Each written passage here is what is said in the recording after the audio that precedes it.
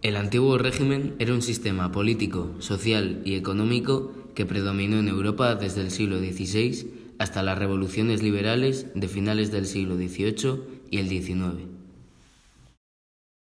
Su política se basaba en concentrar los tres poderes, ejecutivo, legislativo y judicial, en el monarca, que era la única autoridad y figura del poder. Este poder se justificaba supuestamente desde el origen divino de Dios. La sociedad se encontraba dividida en estamentos, que eran grupos sociales cerrados, es decir, que una persona moría en el mismo grupo social en el que nacía. Además, tenía una desigual situación legal, económica y fiscal.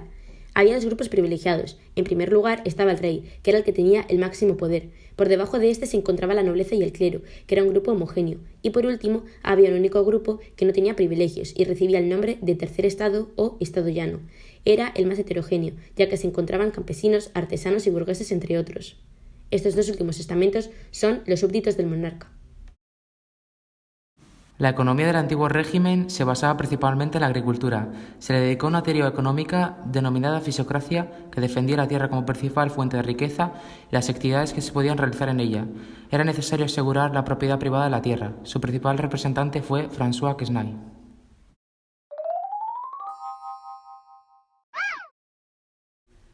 Hoy en día en el mundo existen diferentes tipos de sistemas de gobierno. Los principales son la república y la monarquía. También existen las dictaduras militares, y por otro lado hay países que no se ajustan a ninguno de los sistemas anteriores. Actualmente, el sistema de gobierno que más predomina es la república. La república proviene del latín res publica y significa cosa pública. Es un sistema organizativo del Estado. Sus principios fundamentales son la participación política activa de los ciudadanos, la división de poderes, la concreción de la justicia y la búsqueda del bien común. En la República, la máxima autoridad cumple funciones por un tiempo determinado y es elegido por los ciudadanos para representar sus intereses, ya sea de manera directa o a través del Parlamento, cuyos integrantes también son elegidos por la población. Los poderes no se concentran en una sola persona, sino que se dividen en diferentes instituciones. En muchos casos, el poder legislativo lo ejerce el Senado y el Congreso de los Diputados, el judicial, el Tribunal de Justicia, el Tribunal Supremo y el Tribunal Constitucional, y el poder ejecutivo lo lleva a cabo el Gobierno. El principal canal de participación ciudadana en la República es el voto. Las elecciones deben ser libres y el voto secreto. De esta manera, los ciudadanos pueden ejercer su participación sin presiones ni condicionamientos. Esto recibe el nombre de soberanía nacional, ya que el poder reside en el pueblo. La monarquía. La palabra monarquía proviene del griego y significa gobierno de uno. Es la forma de gobierno más antigua de la historia de la humanidad. Esta concentra todo el poder en la figura del rey, lo que se conoce como poder absoluto unipersonal.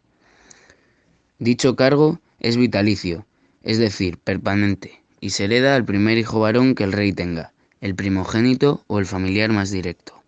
Cuando la monarquía gobierna un territorio, se puede denominar ese territorio como reino, imperio o principado, mientras que quien posee el título de monarca se lo designa como rey, emperador, príncipe, zar, entre otros títulos. Existen tres tipos de monarquía: la monarquía constitucional, la monarquía parlamentaria y monarquía absoluta. Algunos ejemplos de monarquía son Reino de Bélgica, Reino de Arabia Saudí y Reino de Lesoto. La dictadura es una forma de gobierno donde el poder se concentra en una sola persona llamada dictador, o en un grupo muy reducido. Algunos ejemplos son Hitler o Mussolini. Se controla estrictamente el poder judicial, legislativo y el sistema electoral. Al acceder al poder, ya sea por vía democrática o por un golpe de Estado, el dictador suele formar un gobierno de facto, es decir, donde no existe la división de poderes y se impide que la oposición llegue al gobierno por medios institucionales. La dictadura puede ser totalitaria o autoritaria. Algunos países que sirven como ejemplo son Corea del Norte, Egipto o Angola.